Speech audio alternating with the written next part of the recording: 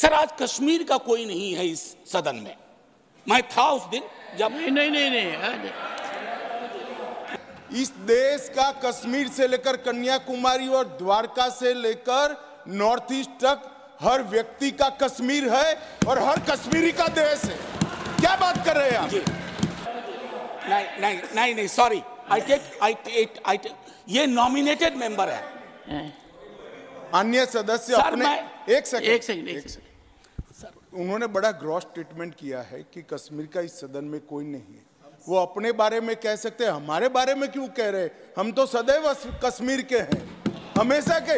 आपके बारे में वो सच हो सकता है। The government is doing. With these words, sir, I thank you for the opportunity. Professor Manoj Kumar Jha. शुक्रिया सर, आपका बहुत बहुत धन्यवाद। माननीय सभापति महोदय, संसदीय कार्यकाल में कुछ ऐसे क्षण आते हैं जब ये नहीं कह सकता कि मैं इसका सपोर्ट कर रहा हूँ या मैं इसका विरोध कर रहा हूँ। कई सारी चीज़ें हैं इसमें जो वेलकम इनिशिएटिव हैं, मैं मानता हूँ। बस कुछ सुझाव दूंगा क्योंकि अक्सर मैं देखता हूँ कि हमारे बीच का संवाद, माननीय सभापति महोदय, विपक्ष का अलग से कोई प्रधानमंत्री नहीं होता या विपक्ष का अलग से कोई गृह मंत्री नहीं होता।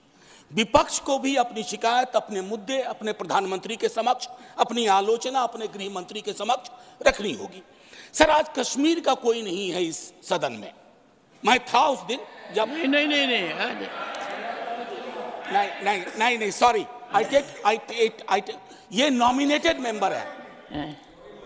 अन्य सदस्य अपने एक सेकंड सर, उन्होंने बड़ा ग्रॉस स्टेटमेंट किया है कि कश्मीर का इस सदन में कोई नहीं है।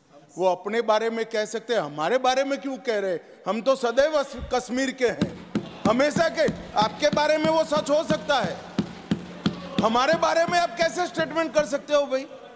आप कह दो मैं कश्मीर का नहीं हूं, कश्मीर के लिए नहीं हूं, मगर मैं इस देश का कश्मीर से लेकर कन्याकुमारी और द्वारका से लेकर नॉर्थ ईस्ट तक हर व्यक्ति का कश्मीर है और हर कश्मीरी का देश है।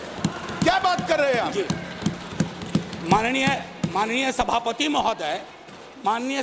महोदय, सदन की एक व्यवस्था के तहत मैंने ये बात कही थी। वो नॉमिनेटेड मेंबर है, मैं जानता हूँ। माननीय गृह मंत्री जी ने दूसरी बात कही है। सर मैं समझ गया सर, या तो मुझे बात कहने दी जाए। मैं ये कह रहा था कि जैसे मैं बिहार से चुन के आता हूँ, उस संदर्भ में मैंने ये बात कही थी। देश तो सबका है सर, तिरंगा यहाँ कहीं किसी से छोटा नहीं है सर। मैं सिर्फ इतना कहना चाहता था। माननीय सभापति महोदय, इसमें बहुत अच्छी चीजें, जैसा मैंने शुरू में ही कहा कि विरोध के लिए विरोध करूं ये उचित नहीं है।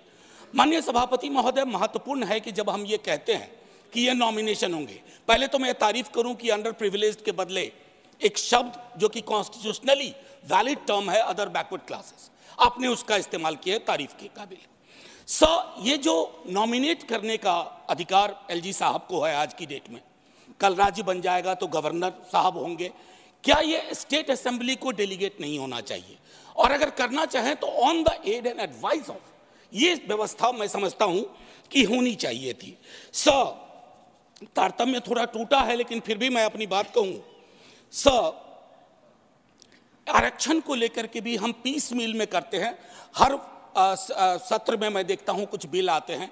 एक समेकित योजना पूरे देश के संदर्भ में हमें इसके लिए बनाने की आवश्यकता है, वो बहुत बेहतर होगा। आज 370 पे फैसला आया और सदन की जिम्मेदारी आज बढ़ गई है। उस फैसले के बाद सरकार की जिम्मेदारी बढ़ गई है। मैं मानता हूं इतिहास, आपने यहां एक फैसला लिया था, तब संसद वहां थी सर, ये लगभग घिस चुका था, हम भी जानते हैं, लेकिन एक मनोवैज्ञानिक पहलू था।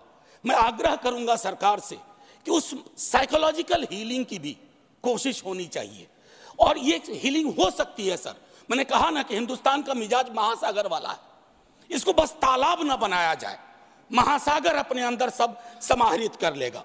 माननीय सभापति महोदय, जो कश्मीरी घाटी में रह रहे हैं, गांव में रह रहे हैं, उनको लेकर के भी एक चिंता होनी चाहिए।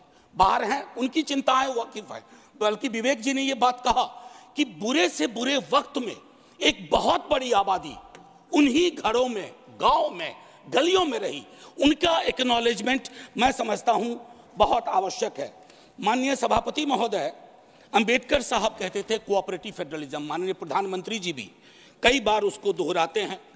सर, कोऑपरेटिव फेडरलिज्म के नजरिए से देखेंगे ना तो हैंड होल्डिंग की जरूरत होती है।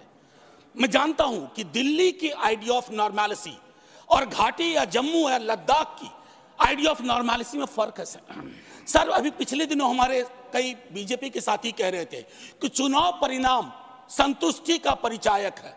फिर तो लद्दाख में भी एक चुनाव हुआ था सर। बस 1 मिनट लूंगा, चूंकि आपने पहले कहा था। सर, एक आखिरी चीज कहूंगा कि पत्रकार, विद्यार्थी, शिक्षक सरकार की आलोचना करें, उसको देश की आलोचना ना माना जाए। ये फर्क मिटता सा जा रहा है, ये कश्मीर के संदर्भ में नहीं, बाहर भी। दूसरी चीज सर, दूसरे राज्यों में जो कश्मीर के छात्र रहते हैं उनको एक प्रोटेक्शन दीजिए। और आखिरी चीज कहूंगा सर, बड़ी पीड़ा के साथ, कि खामोशी शांति का पर्याय नहीं होती है। शांति के लिए न्याय चाहिए, वो उतना ही कश्मीर के लिए दुरुस्त है जितना मणिपुर के लिए। जय हिंद सर। श्री ए